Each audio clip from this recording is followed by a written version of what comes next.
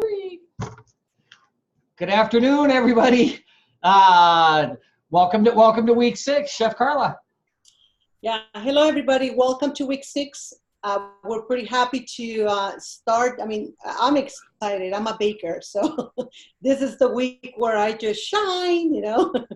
and of course we're going to be going over. This is our first week of going over through all the baking techniques. So we're looking at 2 different techniques this week, and we're going to talk about those. But the very first thing I want to start with is some announcements. So please, go ahead and make some notes if you want to, or maybe you can make those notes later on when you guys, if you review the archive. I want to start first with looking ahead at the Thanksgiving week. For Thanksgiving, I know everybody might be having plans, to go either out of town or family are coming over, whatever that may be. So what we're trying to do is switch the live session from Wednesday. We're going to move it to Monday, and that would be Monday, November 25th at the same time at 5 p.m. Central Standard Time. So we understand with this little change of moving it from one day to the next, from 2 days back. If you're not able to join us on that Monday, of course you can still watch the archive. But we just wanted to make it a little bit easier for everybody. So we're thinking by moving it couple days before, because Wednesday's so close to Thanksgiving. I'm sure you guys are going to be making those pies, and getting ready with your family. So you can either join us live that Monday, November 25th, same time, 5 p.m. Central Standard Time, or you can watch it the archive. The thing that I want to mention is I need to start drilling this date on you guys, because it's really important that we're all on the same page and understand what are some of the expectations. Makeup, right? I know I mentioned, and I'm sure Chef Warren mentions this in his class. We want you guys from now. I mean, the moment that you guys miss an assignment, we understand, that you miss an assignment. You guys have up to 3 makeups in this class. But what we'd like for you guys to do is to start working on those assignments the week after you missed it. If you're able to add it into the production of the current week that you're working on, that would be better. That way you can submit the current week, right? For example, you're submitting, let's say, current week, let's say week 5, which is tomorrow is the last day for the late period. But if you ended up missing week 4, we would like you to also try to add that into your production and add it as a makeup right away if you can. Now, the deadline for this makeups is going to be December 17th. That's a Tuesday. So Tuesday, December 17th at 11:59 p.m. Central Standard Time. All the makeups, all the 3 makeups that you guys have will come to a close. So it's super, super important that you guys write this date down and plan ahead. It's not an easy thing to try to do 2 things at the same time. So if you're able to kind of stretch that makeup, if you're able to stretch it, like if there's 2 items that you have to do, you can stretch it out between 1 or 2 weeks and then submit. But we want you guys to be aware of this date and be able to get those 3 opportunities that you guys have. Take advantage of that, you guys. I think that is so valuable. Take advantage of submitting those up to 3 of those makeups. So December 17th, Tuesday, 11:59 p.m. Central Standard Time is the date that we would like you guys to have in mind. Any questions regarding that? So that also includes any makeup work at all, any missed knowledge checks or anything else, because that is the drop dead date, December the 17th. Yes, exactly. So, okay, so I do have, Stephen, you have a question? Hi, I already asked him, sorry, I forgot. From earlier, so I'll lower your hand. Okay, no problem. Thank you. Okay, no problem. Okay, so before we continue with going over to week 6, I would like to pass now, Chef Rich, if there's anything that you've seen that you would like to talk about from week 5 as you're doing the grading of the assignments? Yeah, week 5's been pretty good. Everybody's been really thorough, and all the seem like I'm giving a lot of high grades out, and everything looks pretty good.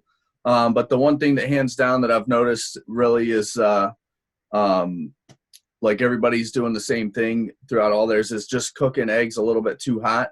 And I keep telling everybody, it's just a thing with egg cookery, it's so delicate that it really is like a medium low heat kind of cooking process. So a lot of the omelets that I see with a little bit of color on them, I'm just reiterating that, even your over easy eggs to omelets, everything, when you do egg cookery, you really aren't looking for any color. So, and that's why it's kind of tricky with cooking eggs. It's nothing you can rush. You can't turn the heat up and let them, try to speed them up. So it's just that finesse kind of nice technique. So other than that, everything's looking pretty good. I'd just say that's pretty much the main thing that I've seen through and through so far. Thank you, Chef. Appreciate that. Okay, you guys, so I'm gonna go ahead and start with week 6 already. We gotta cover a lot of information. There's gonna be some information from last week that Chef Warren covered, because he started a little bit about talking about, some of the principles of baking, when we talked about the pancakes last week. So I just want to show you the week in general, like overall, what you guys are going to be looking at. You guys have your research material. You guys have 2 videos there on how to make the muffins and the biscuits. And of course, you got your quizzes for week 6. And of course, we have our 2 items for this week. And you are supposed to do the muffins and the biscuits, because we're covering 2 techniques this week.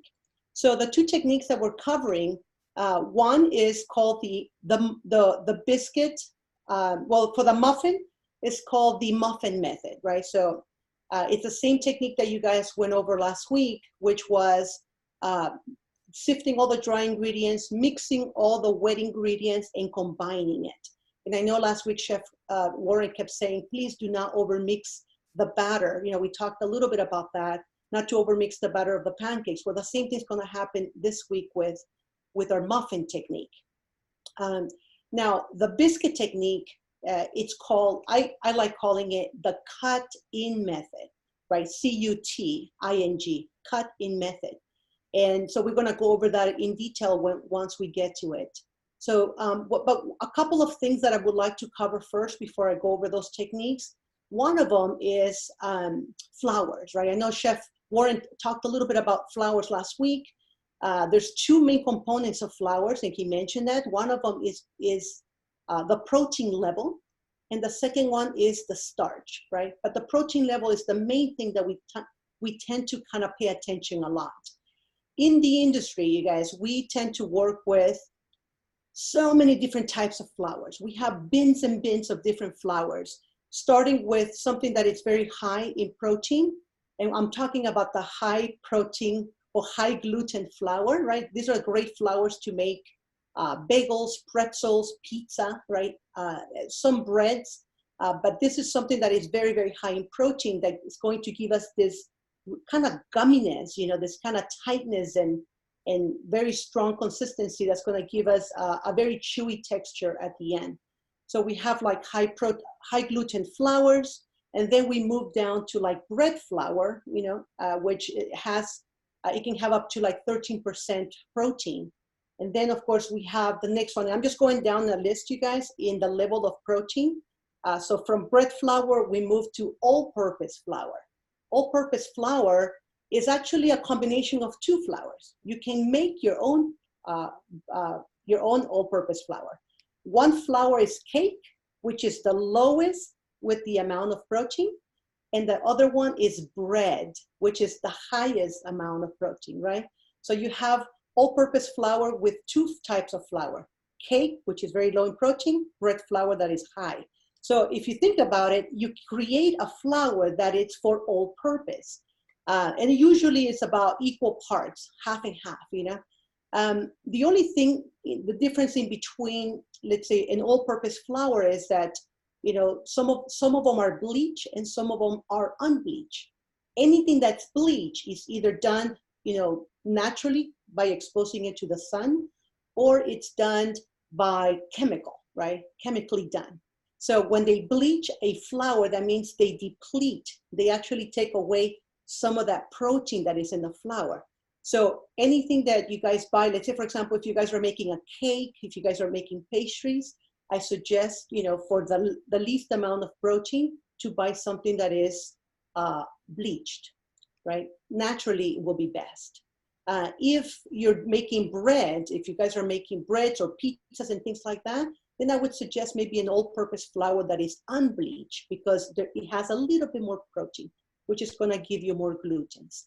And so from bread flour, we go to all-purpose flour, then we go to pastry, and the last one with the least amount of protein is your cake flour. So this week we have a little dilemma, right? The dilemma is that we're using a pastry flour, and I'm going to go ahead and show you guys the recipe for the muffin, for example. You guys have pastry flour right there.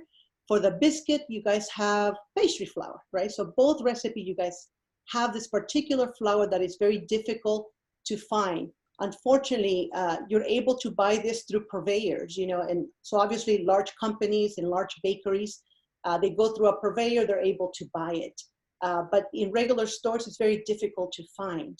And so one of the things that you might find more often is going to be the whole wheat pastry flour, but I don't recommend to buy that because whole wheat, anytime you guys hear the word whole, right, wholesome, means that it has the 3 different parts of the grain.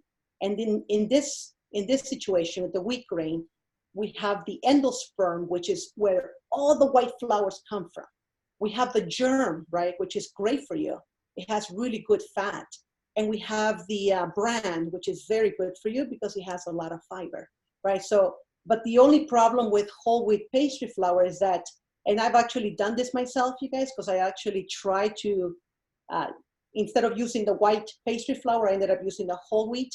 My product became much drier, you know, because being wholesome, it requires more moisture to be added to the formula, to the recipe. So I don't recommend to use whole wheat pastry flour because your product might become a little bit drier. So if you have it, of course, maybe you can send us a message, we can talk about it. But I don't recommend to buy that in that form. Now, I do have, and I'm gonna go ahead and show you guys, I'm gonna go into my Class Cafe, and I know Chef Warren, I'm not sure if, were you able to put that information on your, oh, I'm sorry, Chef, you're muted. Yeah. You did? Okay. Yeah. So I'm going to show you guys in the Class Cafe, if you guys go into, I put pastry flour, how to blend it. There it is.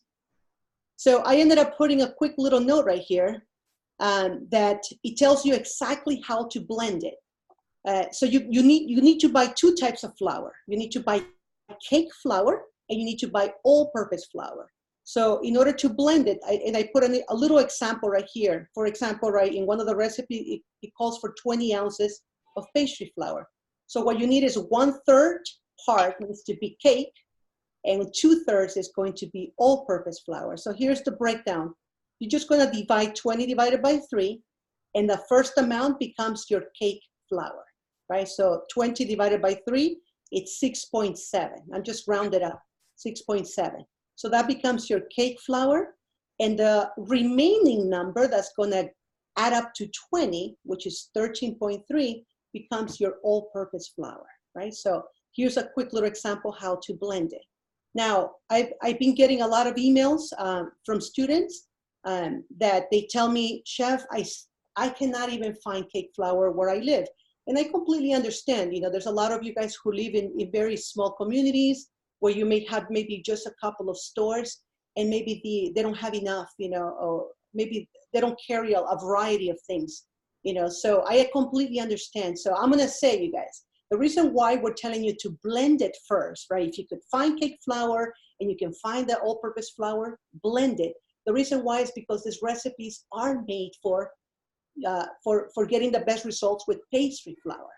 Now, if you cannot do it, one of the things that I don't accept is, I don't accept my students telling me, Chef, I will not submit the assignment because I couldn't find pastry flour or I couldn't find cake flour. So to that answer, I'm gonna tell you, still submit it and do 100% all-purpose flour.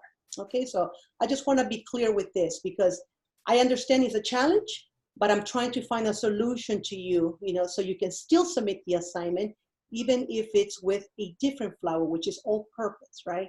Now, the difference there is that you may have, pastry flour may have like maybe 7%, let's say up to 7% protein in it, right? So it's not going to make that much gluten in it. All-purpose flour it can have up to 11% protein, right? So it can be much higher than that. So that means more chances of you developing glutens. Does anybody remember how glutens develop? Does anybody remember that? I have a cool video to show you today. Anybody wants to share that info? How do you develop glutens? Oh yeah, tell me, Danny. I believe it's when you fold the dough together, it creates strands of fibers, and those strands of fibers get strengthened out, and they're called the gluten. Yes, you're right. And so all you need, you guys, is a flour that has protein, which all flours have protein, right? Some have less, some have more. You need moisture, right? So your recipe calls for eggs or milk or water, whatever that may be. There's moisture inside, and you need movement. So protein, moisture, and movement is going to give you gluten. It's going to create glutens. And of course, the movement is either the mixing, the folding, the stretching, all those, the kneading, right? Anything that you're doing, any movement that you're doing to that mixture, you're going to start developing glutens. And so what we need you to do is, if you are going to use 100% all-purpose flour, it's super important that you do not overmix the mixture, whether it's the batter for making your muffins or it's the dough that is going to make your biscuits. So it's really important that you guys just mix just until things come together and they look moistened, and then you stop. So that way, and that's my tip, so I'm trying to help you with working with a flour that you're not supposed to, but we have to continue doing these assignments. I cannot allow you to say, I will not do the assignment because I don't have the right flour. I want you guys to still experience these techniques. And of course, we're going to learn from something that it's, something that, there's always something to learn. There's always a learning period there, whether you say, oh yeah, I can see why Chef was talking about not over mixing it. When you guys are cracking your little muffins and opening them and your biscuits, you're going to realize, you're going to take a look at the crumb, and you're going to take a look at the little layers and realize, okay, it's a little bit tough. I'm sure you guys all have had muffins and biscuits before, so you'll be able to, compare that, right, with your results. So does that make sense, you guys? I needed to touch this information regarding pastry flour, so it's very clear. My first choice is blend it if you can. So you need to buy cake flour and all-purpose flour.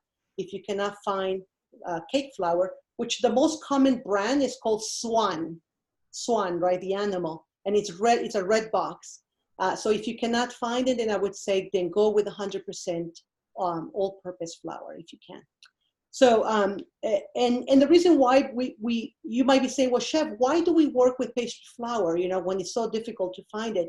Because we're trying to train you guys how we work in the industry. That's how we do it in the industry.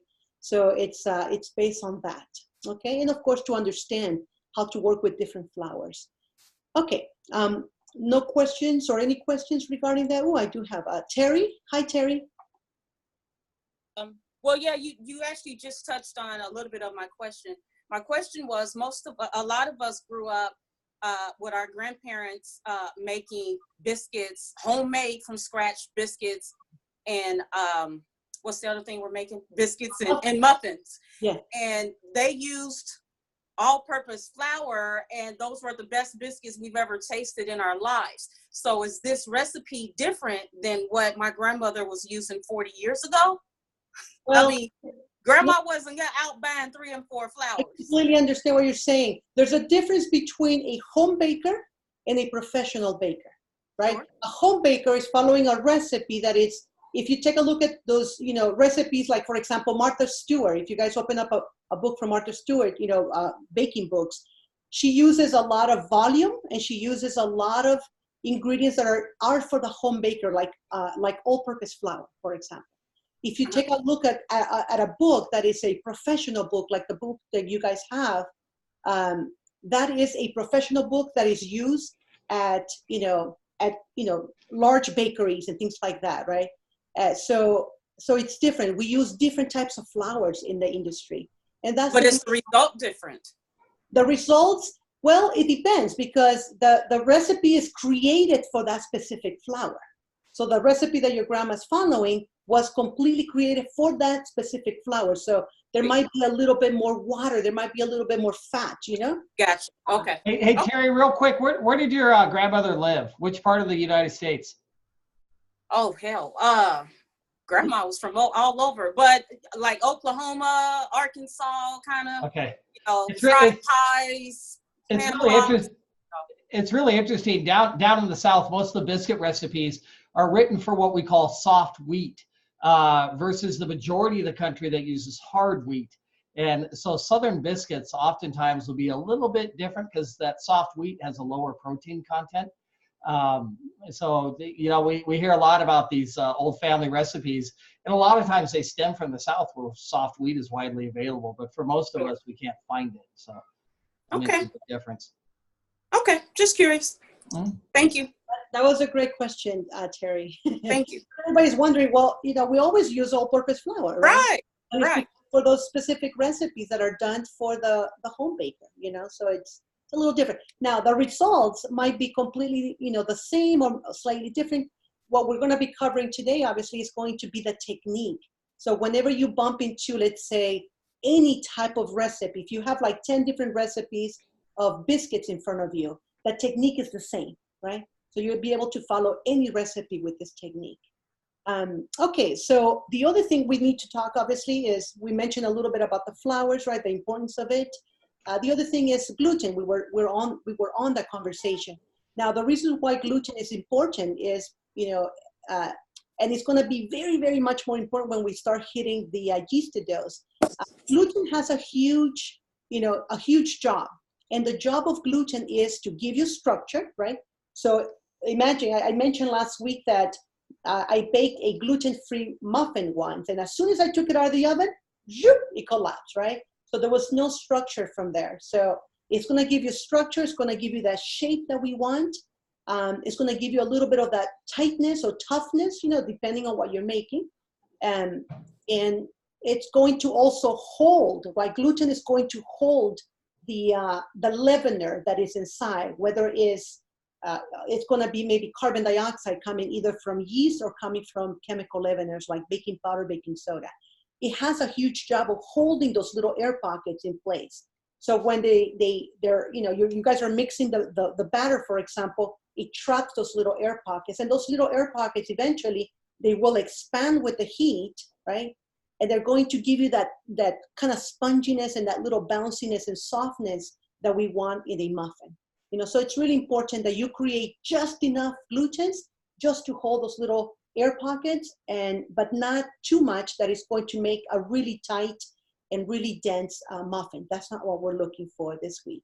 So it's really important. So I want to play a quick little video for you guys so you can understand glutens just a little bit more. And I know we were talking about the gluten ball last week. So I'm going to go ahead and play this for you guys.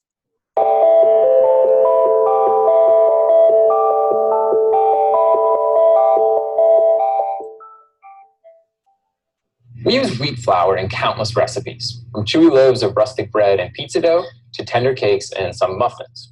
All of these baked goods rely on something called gluten. How does this work? First, let's start with a simple question. What is gluten? All wheat flours contain two important proteins, glutenin and gliadin. Now, in the presence of water, these two small proteins change shape and bond together.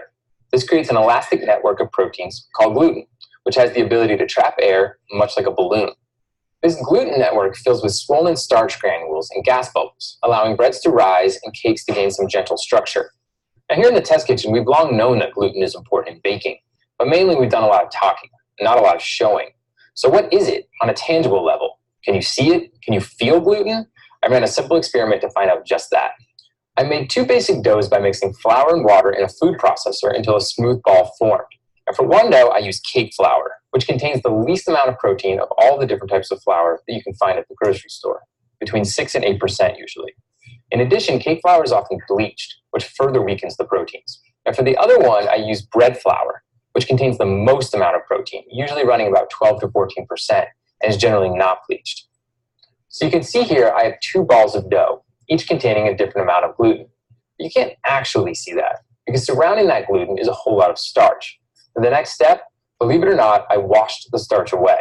I placed each dough in a mesh strainer and massaged them under running water to wash away all of the starch. Once the water ran clear, a sign that the starch was gone, I was left with 2 piles of essentially pure gluten. As you can see, the differences in appearance and texture of the two are dramatic. The low-protein cake flour formed a very small amount of really weak gluten. You can pull it right apart.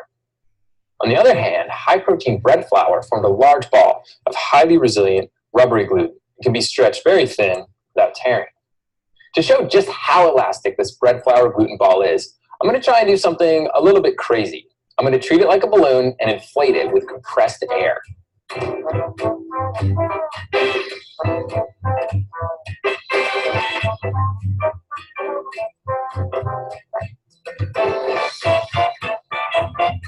So, what did we learn from this experiment? Well, we use high-protein bread flour for breads because it develops a lot of very flexible gluten, which, as we've seen, acts like a balloon, trapping air and creating higher rising loaves. Now for cakes, we want just enough gluten to provide a bit of structure without turning them tough. We turn to cake flour for its lower protein content and reduced gluten potential. All-purpose flour, as its name suggests, is good for a lot of foods that fall in between these extremes, such as pie dough, heartier muffins, and cookies. So, next time you're kneading pizza dough, gently folding a cake batter, or considering swapping one type of flour for another, we hope you remember this experiment. This is one case where seeing really is believing.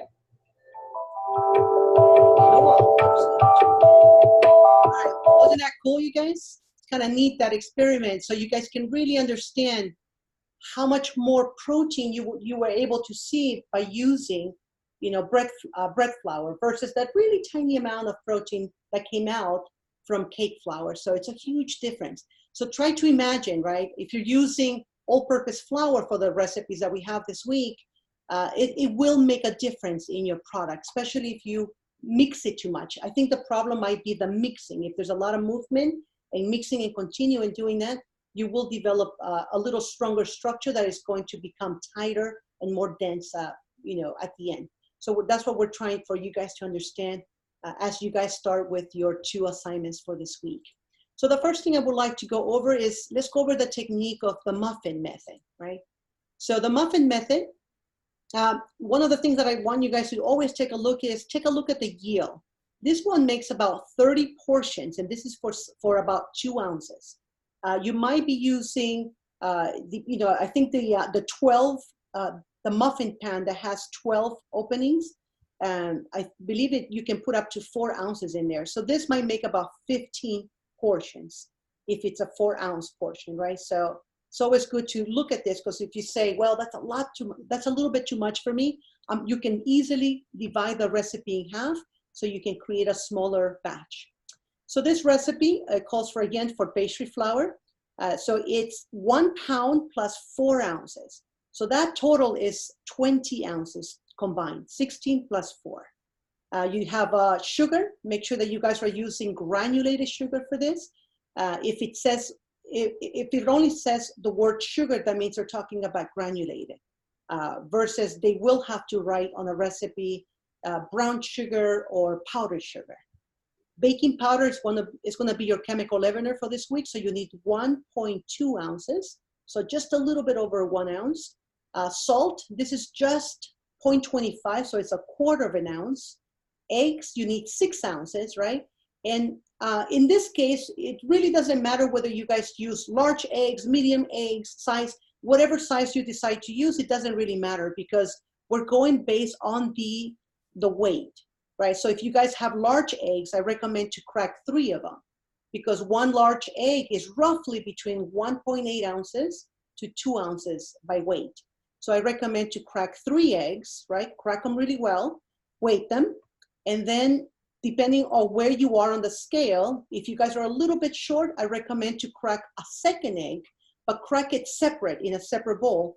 Whisk it really well, break down the egg whites, break down the yolk, and then go ahead and keep adding into your scale until you get to 6 ounces. So that's what we want to do with the eggs this week. You do need some milk. You guys need some vanilla. And the vanilla, by the way, is it does have a little bit of acidity, but in this case, we really don't we're not really depending on the acid content because we're using baking powder. Remember, baking powder has already your baking soda and acid in the mixture. So all we need is actually to get it started, we need a moisture and we need heat to get going. We also need some butter. This is going to be unsalted. And of course, your blueberries. And in this case, we're using fresh. But if you want to use frozen berries, I'm gonna talk about how to blend them later on, so it doesn't bleed too much of that juice inside. Any questions so far on any of the ingredients? So far, so good with the ingredients. Danny, you have a question? I've been experimenting most of this week with the baking. I have a problem, not a problem, but I don't eat a lot of sugar because of my surgery and my diet. I've been using Splenda instead. The product result ended up kind of different. I was wondering, how do you feel about that? Well, I know I had a question today, the same type of question. So here's the thing, you guys. Again, we need to look at the different picture, right? We're learning a technique that it's for baking for other people, right? I understand that you guys are going to be baking all this stuff and you're going to say, well, what am I going to do with this? And I cannot eat it. So my recommendation, and I don't know how Chef Warren feels about this, is if I'm always going to tell you, use what the recipe tells you to use. But if you say, well, no, I'm going to be wasting all this product and I won't be able to eat it, or I don't have anybody to share with, let's say, because you do want to taste some of this stuff, then if that's all you have, let's say Splenda, then, first of all, you can use it, right? But it may not be the same amount. It might be a different amount. Yeah, half. You're going to get different results. And we have to tell you, we have to grade everybody at the same standard. We have to take points off if the product doesn't come out the way that it's supposed to come out, right? Because if you're using the right ingredients and the product comes out the way it's supposed to be, then obviously, we will be able to see that. So Chef Warren, how do you feel about that?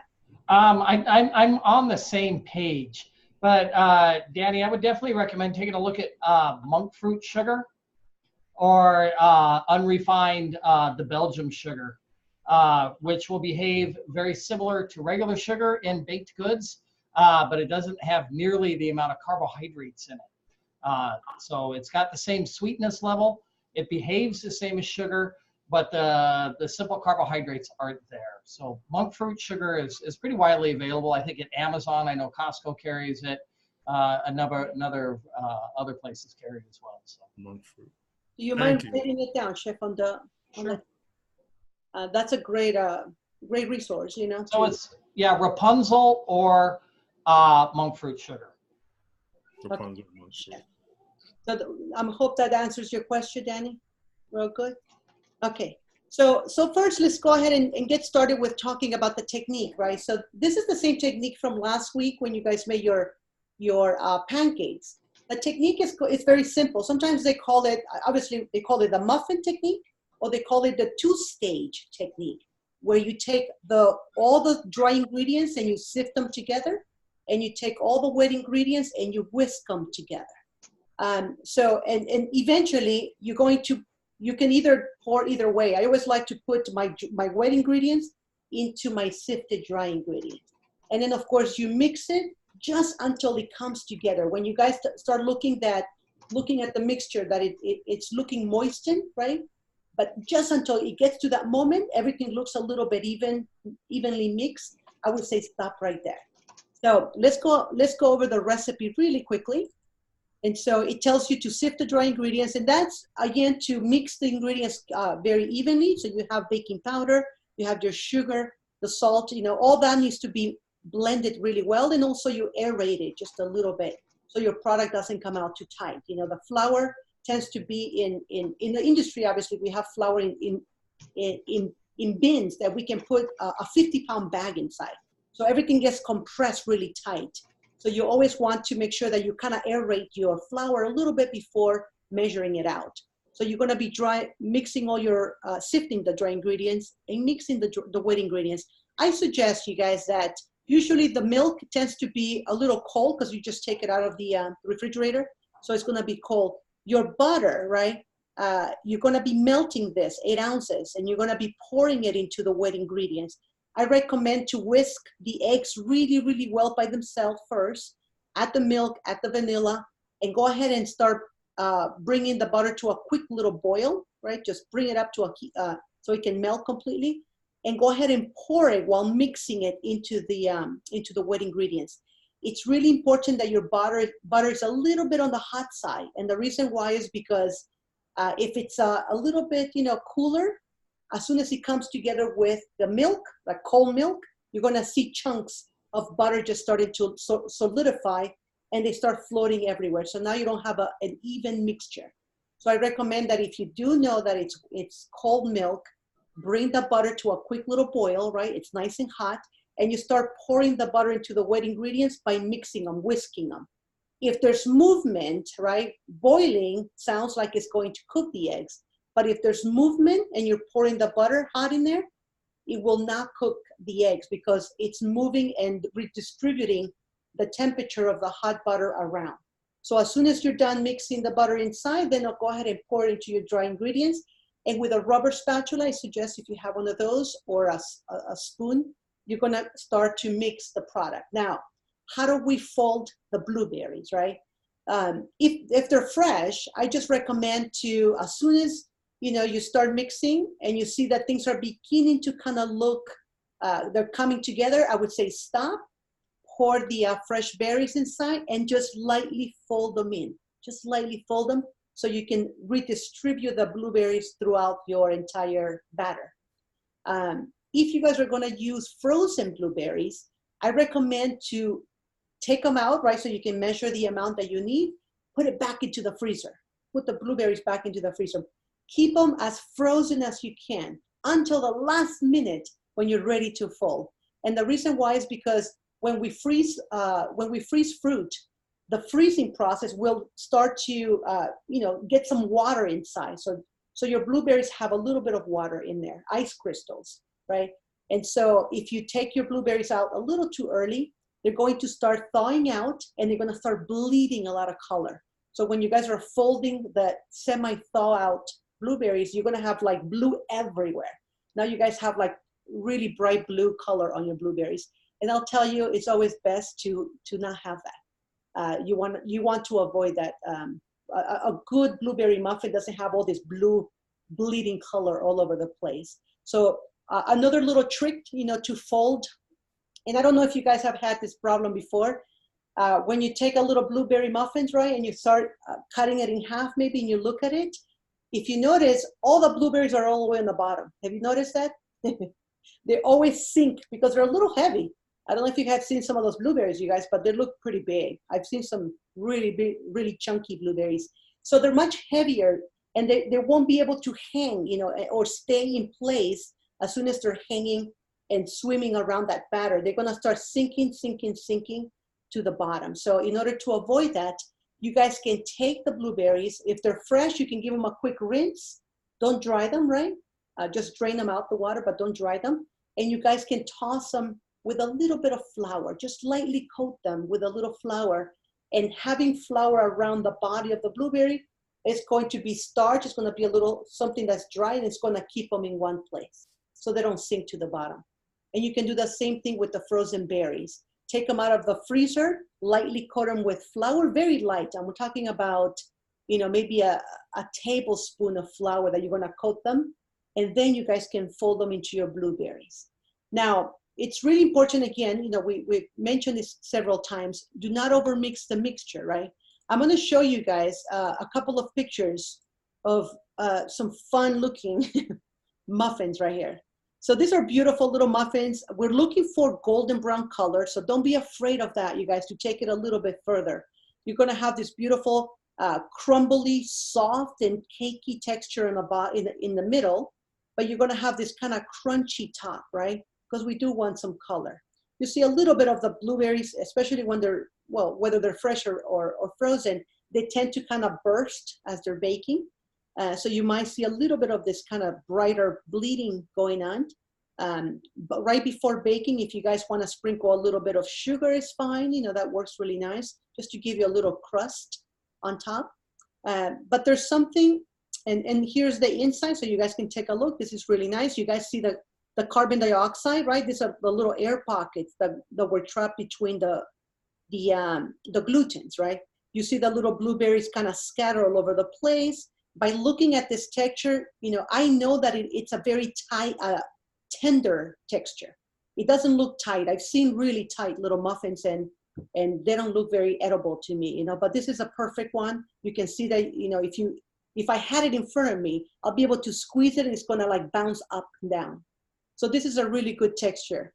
Now, I'm gonna show you something that it's the opposite. So if you guys keep mixing and mixing and mixing this batter, you guys are gonna get something that's called tunneling, right? Tunneling, what it means, and I know it's a very tiny amount picture, but tunneling, it's when you have developed strong glutens in this batter, and you do have the carbon dioxide that is trapped, because baking soda is going to release a lot of carbon dioxide, right? So you have a lot of gases trapped. But the gases, right, the natural thing for the gas to do is to get out when it's going to expand when it's baking. And it's going to try to find ways to get out, right? And as it's expanding, it has this thing that is sort of like keeping it in place, which is called glutens. It's keeping it in place, not allowing the gases to expand too much. They're not allowing the air to get out. But the force is so much stronger that they're going to try to find a way to get out. And so it starts creating this kind of long elongated holes. And of course, the texture, if you guys take a look at this texture, it looks a lot more dense than this, right? This looks a lot more spongy and soft to me. And this looks a little bit more dense and tighter. You can see that there's only a few little air pockets there, but they're very long. So that means that, to me, when I take a look at a muffin like this, I knew that the glutens were developed too much, the mixture was mixed, too long, and you do have something called tunneling. So try to avoid that, you guys, and that's pretty much it. But it's a very simple technique. I think the hardest thing is knowing how much more, how much to fold, right? When to stop, fold the blueberries, and you're done. So we're gonna be using scoops, or you guys can use spoons, so you guys can add, the mixture into the muffin pans. You guys can put little liners, any type of liner that you have. Whenever you're making muffins, it's always good to fill it up, maybe 3/4 of the way up. So you at least have 1/4 of space to allow the muffin to grow. And of course, it looks really pretty when you have a little muffin top, not with the jeans, but with the blueberries looks better. Okay, guys, so any questions on the muffin technique, right? Sifted dry ingredients, mix wet ingredients, you combine them just until the mixture looks moist, and then you fold the flavor, and then you're able to scoop them in. Hi, Danny. Creating the muffin top, is that the 2 ounces that you're putting in there, or is that 4 ounces? Well, it depends on the size of the muffin pan, right? So if you're using a smaller muffin pan, obviously you're gonna be able to put 2 ounces inside. If you want to get the muffin top, I would say fill it up 3/4 of the way. So it's more of a visual thing. So keep spooning, right, the mixture until you reach 3/4 of the way. So if this is, this is my glass right here, and this is full, I'm gonna go 3/4 of the way up to here. So you have a little space for the growth. It needs to grow, it's gonna expand. There's gonna be a lot of expansion happening from the chemical leavener. There's a lot of carbon dioxide that is trapped inside that is gonna start expanding with the heat, and also the heat will also activate the baking powder. So yeah, it's just a visual thing. It's 3/4 of the way up. The muffin liners will hold that muffin in place, right? It will, and also the glutens, it's like any glutens that you guys have created, we're talking about a small amount of glutens, right? We want some structure. That's going to hold a little muffin top in place. If the mixture, let's say for example, the mixture looks, I've seen where the batter starts to kind of ooze out and drip down, there's a problem with the batter. That means either there was too much liquid, maybe not enough flour, or maybe too much chemical leavener that made it ooze and bubble up out. But that's a separate problem. If you ended up double checking your measurements, you should be able to get a little muffin top for this one. Okay. Thank you. Yeah, no problem. Shanika? Hi, Shanika. Hi. Okay, so I just had a general question. When you were referring to pastry flour, Yes. is something that's actually called pastry flour, or are you referring to like the cake flour? No, it's actually called pastry flour. So we work with 4 different white flours coming from the wheat flour that we work in the industry. We have the bread flour, all-purpose flour, pastry flour, and cake flour, and they're all white, right? Obviously, you can find them in the whole wheat form, like the pastry flour, but yeah, no, it's that's the name of it, pastry flour. I've never seen pastry flour in a lot of the supermarkets that's in my neighborhood, and I have to kind of travel for some of these ingredients. So how do I? Can I ask the city, so did you join us late? Huh? Did you join us a little late on the live session? Yeah. Okay. I started talking about how to blend your pastry flour because it's very difficult to find it. So maybe you may want to watch the archive, the beginning, so you can. Okay. Well, we were talking about that earlier. Yeah, it's very difficult to find. I completely understand. So you can blend it, or if you cannot blend it because you cannot find cake flour, then the next best choice is just to do all-purpose flour, but do not overmix it. Okay? Okay. Thank you. Yeah, no problem. Thank you, Shanika. Okay, you guys. So that's pretty much with the muffins. I wanted to show you, before I move to biscuits, I wanted to show you the foundation of what the muffin here is. This is your muffin recipe from pastry flour all the way to butter, right? This is your base right here. And this is your flavor right there. Obviously, for this week, I want you guys to stick to blueberries, right? We want you to stick to blueberries. But if in the future you want to play around with this recipe, you can pull the blueberries out, right? Blueberries will not give you a lot of moisture.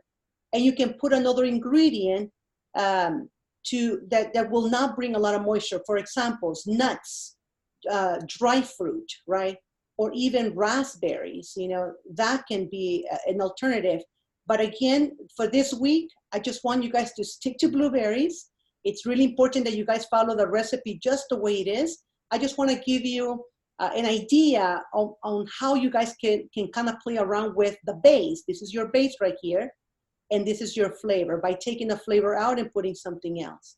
So this is just in the future if you guys want to kind of play around with that. But for your recipe, for your assignment for this week, let's stick to blueberries, okay, you guys? Okay, so let's move on now to the biscuit. So I'm gonna go ahead and jump into the biscuit recipe. This one makes, again, 20 portions if you guys are doing a 2-ounce biscuits. That's a lot, right? That's a lot of biscuits right here. Unless you guys want to make them, I'll talk about how to preserve them before baking them. You can freeze them already cut, and they hold really, really well. So if you wanna make this big batch, and freeze a bunch of them, and if you guys want to have them nice and fresh over the weekends, for several weekends, or you can save them for Thanksgiving, right? So you're welcome to do the full recipe. So we do need bread flour for this recipe. Now we're working with a different flour that is high in protein. We're working with pastry flour, which is a little less protein, right? We need salt, sugar, granulated, baking powder. You guys are using either butter or shortening, so whichever you want. I can talk a little bit about the difference between those 2 fats. And of course, we use milk, and this butter is a smaller amount. This is gonna be melted so you guys can brush it on top of your biscuits right before baking, okay? So this is a separate little amount that we're gonna be melting and brushing on top. So let me start first by explaining to you guys the technique. This technique is called the cut-in method, the cutting method. And it's really simple. Well, there's a couple of things that are really important to follow. When we do the cutting method, we use it for making scones, biscuits, pie dough, right? Next week, you guys are making pie dough. We're gonna go back to this technique again. It's really important that you guys have a cold fat, right? Whether you guys are using butter or shortening, it has to be nice and cold. So I recommend to take out the butter, cut it up into small cubes if you like, right? Measure it out, rewrap it, put it in the refrigerator while you guys are measuring out the rest of the stuff. You need cold liquid, very important. So that milk that you're using, measure it out, put it back in the refrigerator, right? Just to make sure that you keep it nice and cold. And the reason why is because what we're gonna do with this technique, you guys, is we're going to take that fat and we're gonna cut it into the flour, into the dry ingredients. We're gonna cut it with our fingers. We're gonna talk about different ways to cut the fat. We're gonna cut it with our fingers. We can cut it with a knife, with a fork.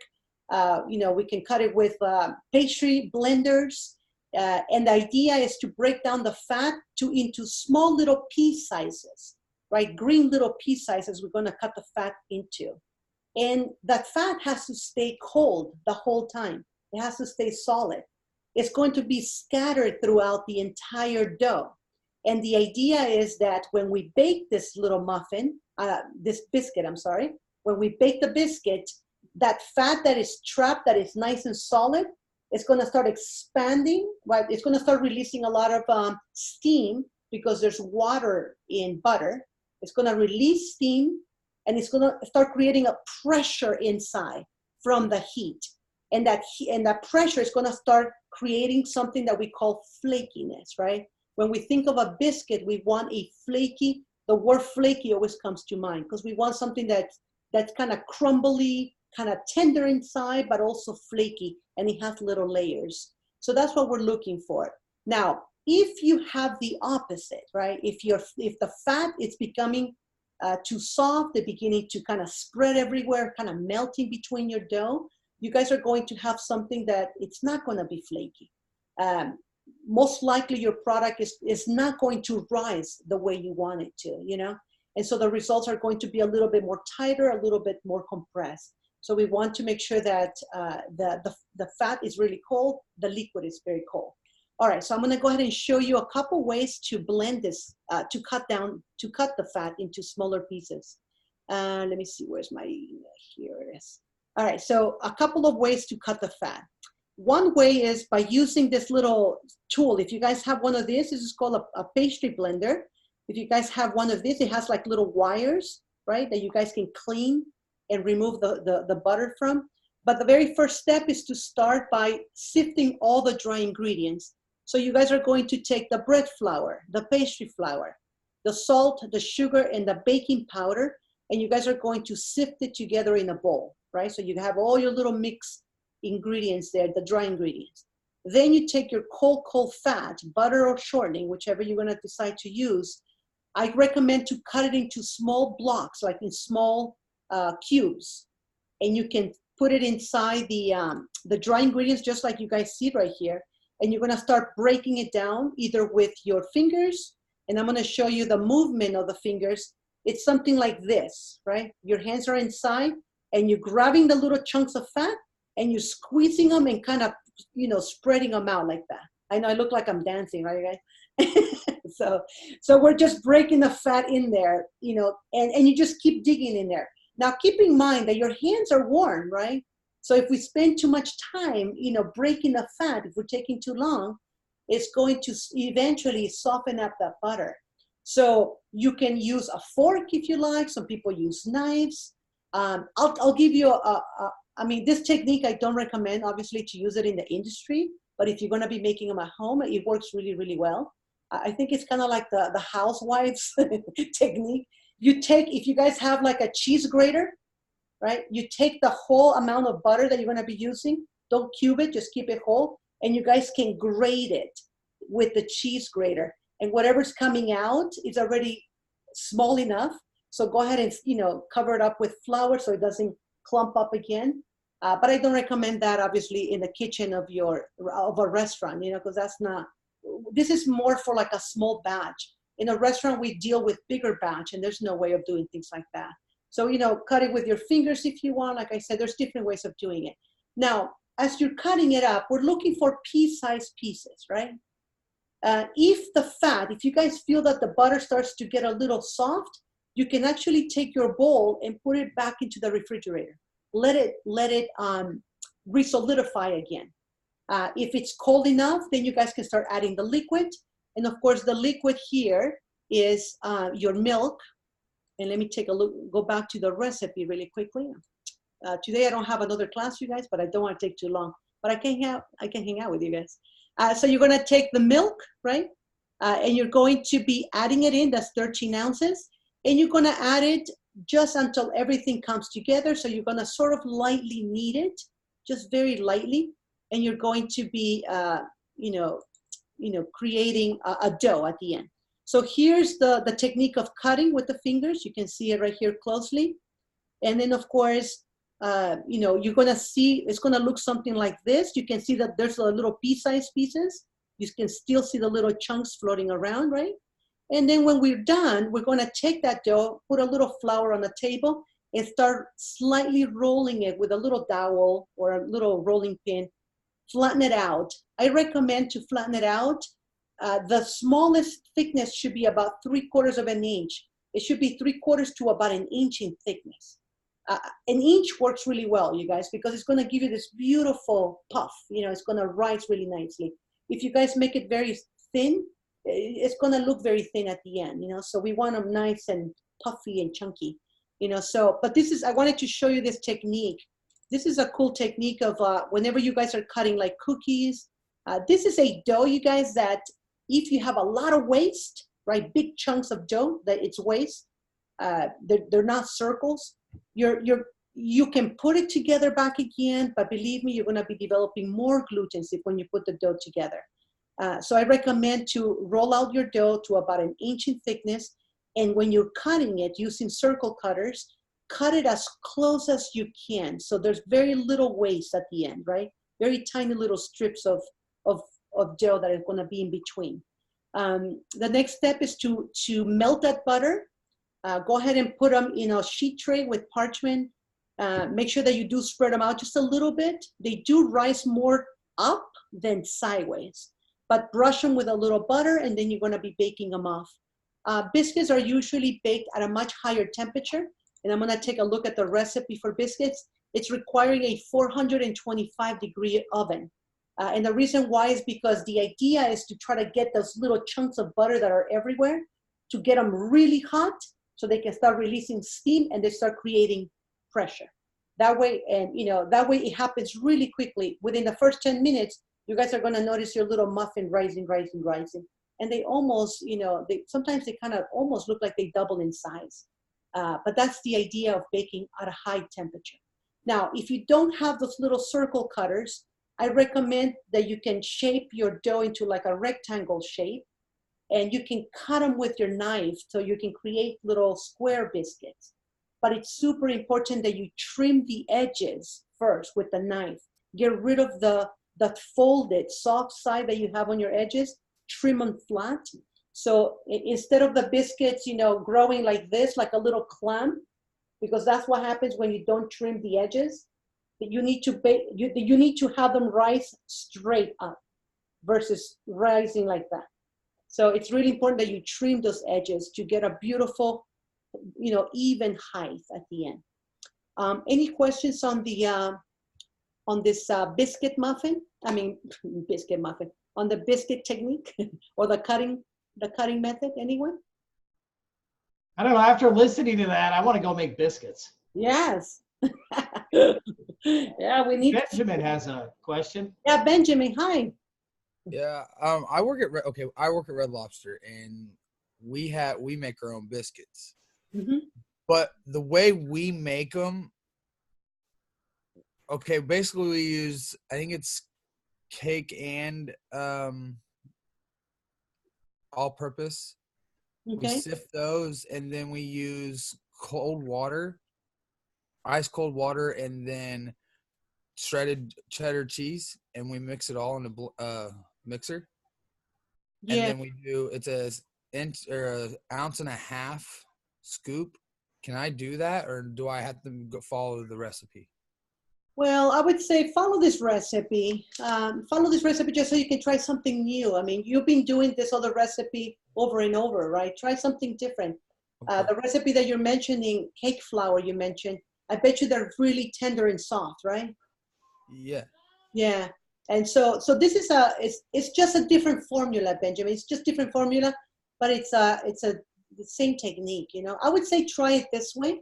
Okay. One of the things that I want you to understand is I don't want you guys to get just used to doing one method that your place does. You're going to work in several different places, you know, and, Right. and different chefs are going to follow different ways of doing it. So it's always good to try different forms just to Okay. be well-rounded. All right. Thanks, Okay. Chef. Yeah, no problem. Hi, Michelle. Hi, Chef. Hi. I was just wondering, can we freeze the biscuits after we cut them? Will they still come out flaky? Yes. So I recommend that if you make that big batch, right, and you just want to present a couple of them, so you want to bake just a few for presentation for your assignment, the rest of them, right after you cut them out, I recommend to put them on a sheet tray, put them in your freezer. Let them get super frozen. Once they're frozen, you can put them in a bag and you can stack them because they're not going to mush together. So yes, the best way to preserve already made dough for biscuits is by freezing the already shaped biscuits. Freeze them. You can freeze them up to 3 months. I don't recommend that long, right? But you know, you can take just a couple of them every weekend or whenever you want to bake them fresh, and you just bake them off. You just Okay, thank you. Yeah, it works really great. Anybody else has another question regarding the two techniques? So I do want you guys obviously to take a look at the, I know we're running out of time here, but I do want you to just show you really quickly the photo requirements, right? So besides your mise en place and your sanitizing bucket and photo ID, the self ID, for the muffin method, it says dry ingredients before mixing. So you're gonna sift all the dry ingredients. You're gonna mix all the wet ingredients, just the step that I gave you. And then you're gonna mix them, and then you're gonna take a picture after you portion them out. That means they're inside your little muffin pan. After baking, it tells you to present 6 of them. And then of course, one of them should be cut in half so we can take a look at the inside, just like the picture that I showed you earlier. And for the biscuits, we wanna see the fat that is cut into the dry ingredients, right? So something like this, whoops, where's my little, so it's kind of something like this. Sorry, I'm fat cut into the dry ingredients, something like that.